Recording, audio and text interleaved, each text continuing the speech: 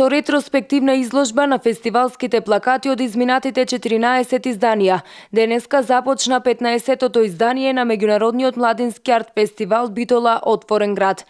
4-дневниот фестивал ќе се одржува на различни локации на главната улица Широк сокак во Битола, кој ќе вклучува 2 улични концерти, уметнички инсталации и изложба на стрипови, проекција на документарни филмови, како и неколку работилници за граѓански иницијативи.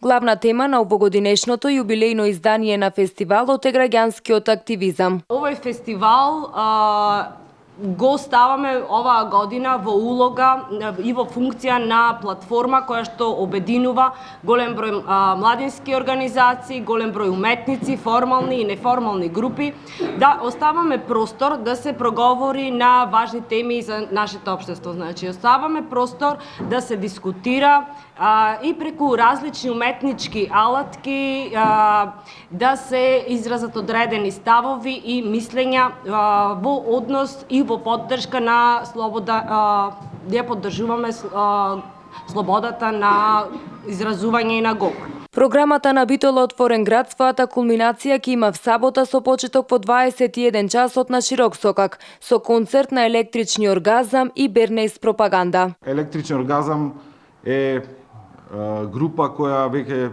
36 години обстојува на музичката сцена на Балканот. Тие подготвуваат еден специјален сет за нашата публика во кој ќе ги изведат нивните најголеми хитови и се надевам дека тоа ќе биде забавно за публиката.